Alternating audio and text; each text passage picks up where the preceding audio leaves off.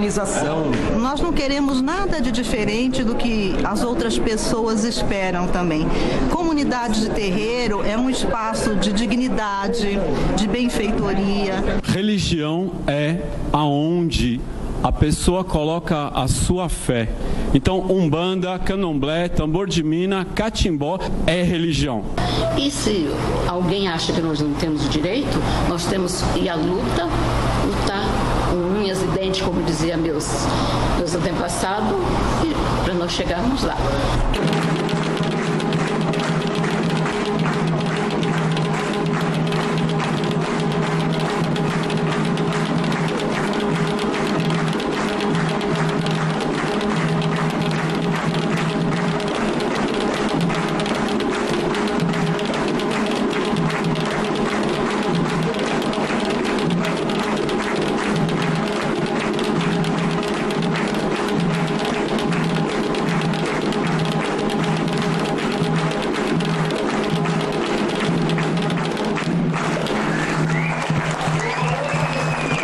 Eu sou Cláudia Alexandre e essa é a voz das religiões afro. Eu estou aqui com o Dr. Edio Silva Júnior. Nós ouvimos um toque ao orixá Xangô, é isso? Pois é, Xangô foi citado no Supremo Tribunal Federal e foi muito bonito ver na fala dos ministros a citação ao Xangô. O símbolo de Xangô remete a um símbolo universal de justiça. E a ideia de senso de justiça num país plural como o nosso significa que todos os grupos humanos, todos os grupos religiosos devem ter igualdade de tratamento, igualdade em dignidade e igualdade de respeito.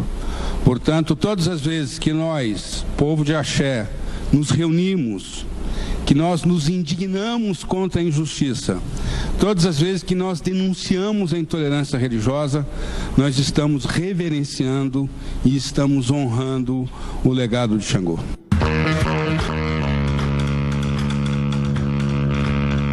Mais uma vez, nós estamos aqui, então, para fazer valer o direito de resposta e fazer valer a democracia e a liberdade religiosa. Somos diferentes, somos diversos, mas somos iguais em direitos e no exercício da cidadania. A intolerância religiosa atribui às religiões afro-brasileiras a causa de todos os males da humanidade. Esse discurso de ódio incita brasileiros a agredir outros brasileiros. A cada 15 horas, um templo religioso afro-brasileiro sofre algum tipo de ataque. Fundamental importância essa vitória para dizer aos meios de comunicação que nós estamos atentos a partir de agora. E essa luta não é das pessoas que estão aqui na frente, a luta é de vocês que foram para a rua, muitos já não estão entre nós, e dizer o seguinte: nós vencemos, respeito é tudo, mexeu com um, mexeu com todos. Muito axé a todos.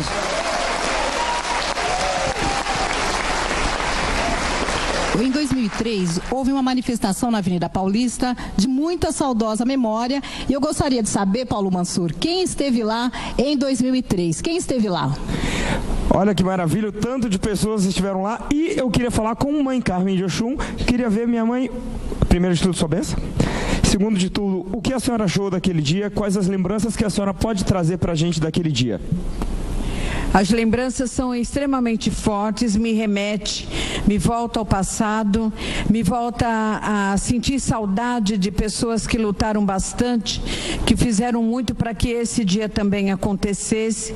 Muitos dos nossos que estavam lá já se foram, mas nós tínhamos na época a referência de Pai Joãozinho da Sete Pedreira, de Pai Sidoim da Oxum, a caravana da Mãe Dango, junto com o Tiãozinho, que na época era nosso deputado, nossa referência, inclusive até um adendo, Tiãozinho, não podemos nos esquecer que o senhor foi o primeiro deputado estadual a entrar na LESP com os tambores, né? Ficou na minha memória a perseverança do povo de Santo. Isso me deixou muito animado e fiz questão de vir aqui hoje justamente para comemorar com esse povo que é perseverante. Vocês estão no meu coração. Axé, maravilhoso! Cláudia Alexandre, voltamos para você. Eu gostaria de saber o que originou, o que deu origem a essa manifestação, a esse ato e também ao processo. Foram repetidas mensagens, narrativas de ofensa às religiões afro-brasileiras, veiculadas nessa emissora que nós estamos indo ao ar hoje. E nós, então, ingressamos, primeiramente com uma representação. O nosso eterno deputado Tiãozinho, do PT, foi um dos articuladores dessa representação. Por meio da representação, esta emissora e a outra emissora, que é parte nação, recusaram um pedido administrativo de resposta e então, em parceria com o Ministério Público Federal, nós ingressamos com um direito de resposta coletivo, que talvez tenha sido uma das ações que mais tempo se prolongou no Brasil, porque na primeira instância ela levou 15 anos para ser julgada e depois mais 2 anos de apelação. E aí nós, então, ao invés de aguardar que os recursos para Brasília fossem julgados, por iniciativa do Ministério Público Federal, nós assinamos um acordo, e é o acordo que garante que essa resposta hoje vá ao ar. Não é uma ação simples, é uma ação de relativa complexidade processual, isto é, quem deve julgar, se deve executar agora, etc. São vários aspectos processuais que normalmente acarretam uma demora maior. Eu fiquei a pensar, foi uma ideia que me ocorreu, se mesmo agora, a essas alturas do campeonato, tanto tempo depois, e já no âmbito do tribunal, se não havia espaço para, quem sabe, a gente tentar um acordo. O professor Edio, e nós nos reunimos também com lideranças, né, das religiões de matriz africana, foi uma conversa assim, muito sincera, muito bacana. Eles disseram que a gente podia tentar esse acordo. Eles liberaram. Eu, então, liguei também para a parte adversa, para o pessoal ligado à Rede Record, e também aqui eu fiquei muito surpreso, porque eu encontrei, assim, uma acolhida muito grande, né? Achei que eles estavam, assim, muito dispostos a conversar, gostariam de saber quais seriam os termos do acordo. Nós estávamos claramente na perspectiva de que um acordo implica sempre cedências recíprocas, quer dizer, haveria perdas, né? Mas nós estávamos mais preocupados com os ganhos. Pai Alabi, eu queria que o senhor falasse da religião. Para um religioso ter recebido aquelas ofensas. Muitos traumas, né? Muitos traumas, eu acredito que não só para mim, como sacerdote da religião, mas para muitos dos meus irmãos que tinham que ouvir, né, aquelas ofensas, né? Eu mesmo, na qualidade de sacerdote, eu sentia que algo ia vir a nosso favor, porque Xangô sempre esteve com a gente. Pai Cássio, como é que o senhor viveu esses tempos todos de demora para o resultado dessa ação? Quando o doutor Edio, quando o Tiãozinho, quando todos os presentes se movimentaram, eu tinha uma enorme esperança que nós iríamos vencer. Eu sabia da dificuldade, mas a esperança é algo que cala fundo dentro do coração do povo do santo, do umbandista. Então um dia viria a vitória. Tardou, mas chegou. Perfeito. Doutor Daniel. Então, eu até queria ressaltar essa dimensão também, porque havia um ineditismo nessa tese também, e que inclusive ficou cristalizado no julgamento no TRF, e isso independentemente do acordo, isso está lá como julgado, que é um direito de resposta manejado pela tutela coletiva. O que é esse palavrório jurídico? É você optar coletivamente por um direito de resposta a partir da Lei de Ação Civil Pública. De fato, quando a gente pensa coletivamente o exercício de direitos, é que a gente pode chegar mais longe. Por isso que eu estou muito emocionado. O desafio hoje aqui foi segurar a emoção, depois de tanto tempo, depois de toda essa história de luta, e a gente coletivamente ter um desfecho que finalmente vai para o ar.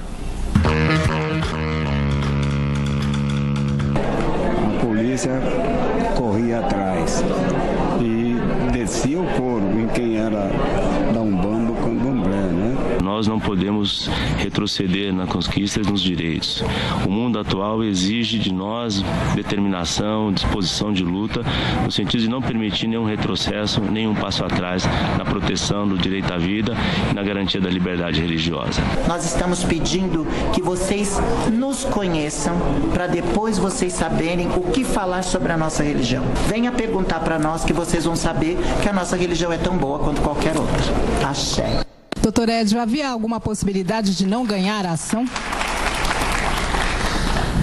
Nós estávamos lutando contra emissoras poderosas que contratam bancos de advogados pelo país, não é? Que tem influência na política, que tem influência nos palácios do governo. E quem nós éramos contra esse poderio? Nós éramos pessoas que acreditavam na justiça, mas que os advogados nem de longe têm condições materiais e econômicas de fazer frente ao poderio que essas emissoras têm. Eu diria que foi uma luta de Davi contra Golias. A junção da pressão política do povo de Axé e a destreza dos advogados é que evitaram o não. Mas nós, com certeza, poderíamos ter morrido na praia, tanto que a ação na primeira instância levou 15 anos até ter uma sentença.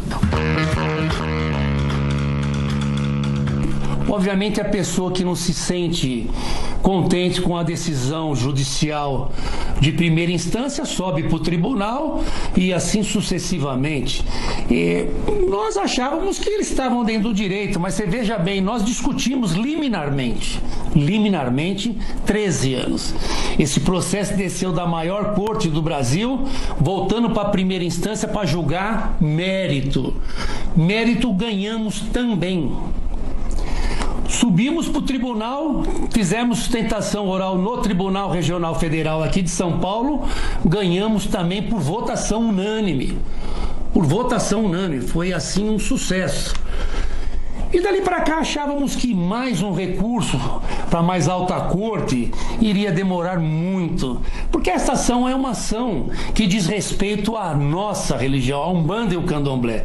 Não é uma religião que não é um assunto de interesse da sociedade. Portanto, essa ação iria ficar lá um bom tempo.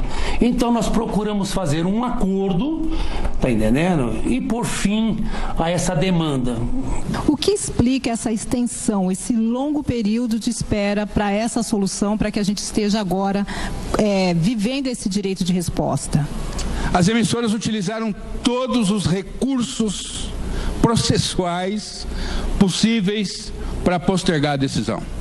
O que determina esse resultado é a pertinácia, a pertinência, a insistência, a força do nosso povo. Quando o povo de Axé tomou o Tribunal Regional Federal, foi um dia histórico. O Pai Alabi vai lembrar que a presidente da 9ª turma, que é uma das desembargadoras federais mais antigas da casa, saiu da sua poltrona e foi no outro andar cumprimentar o povo de Axé. Eu achei muito interessante que a OAB, através das suas comissões, Comissão de Direitos Humanos mais especificamente, né, ela enviou um ofício pedindo autorização para que não só as mães, mas os pais de santos pudessem assistir devidamente paramentados de branco, né? Uma forma de mobilização social.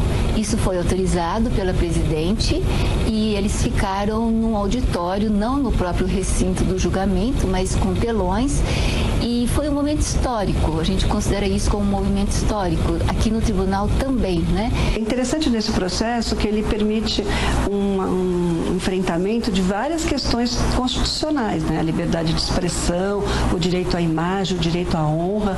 Então, essa jurisprudência, esse julgamento pode impactar, sim, outros direitos constitucionalmente protegidos. A liberdade religiosa, a laicidade do Estado, né, o princípio da laicidade do Estado, é um princípio que surge logo depois da primeira Constituição republicana. Não se deixe abater pela opressão e lute pelo seu direito, porque ele está acima de tudo. O direito que você tem de professar sua fé, o direito que você tem de praticar o rito de sua fé, o direito que você tem de expressar a fé que você tem, ela é igual para absolutamente todos e ninguém pode impedir isso. Bom, eu vou perguntar para todos o que mais precisa ser feito para que a gente acredite sempre na justiça de Xangô. Cada vez mais a gente não pode deixar passar. Então, mais do que a gente está fazendo aqui hoje é fundamental, que a gente sim se encontre mais, mas cada vez mais pensando várias dimensões, quando a gente pensa o racismo religioso, quando a gente pensa outras questões também, para que a gente não deixe passar. Pai Alabi, o senhor. Eu queria dizer o seguinte, que a nossa religião, né, o nosso candomblé, é um candomblé de todos, do negro, do amarelo, do branco. Veja quantos brancos tem aqui e quantos brancos têm defendido a nossa religião. Então, houve essa mudança muito grande nas nossas casas de candomblé. E não sei se fugir da sua pergunta, mas isso aqui estava aqui dentro e eu precisava falar. O senhor, Pai Cássio. Para que a força de Xangô se faça valer, é necessário que cada um de nós aqui presentes, foi necessário que aqueles que já se foram, será necessário que aqueles que virão tenham fé. A fé é o que nos move e é o que nos dá a certeza que a força de Xangô e dos orixás jamais irá falhar. Tá certo. O senhor mesmo. A pluralidade é a nossa marca característica. Isso não nos faz diferentes nem inferiores em relação a qualquer outra religião. O que nós vamos fazer com essa pluralidade é que pode nos fortalecer. A maioria da macumba hoje, inclusive eu constatei isso em estatística, é branca. E esses brancos, quando são identificados no trabalho, na universidade, etc., com a macumba, vão ser tratados que nem preto, porque a marca que eles trazem é a marca da religiosidade de preto. Então nós temos que fortalecer a nossa unidade, temos que fortalecer a unidade com a Umbanda, temos que fortalecer a unidade própria, inclusive dentro do candomblé. É todo mundo macumbeiro, nego.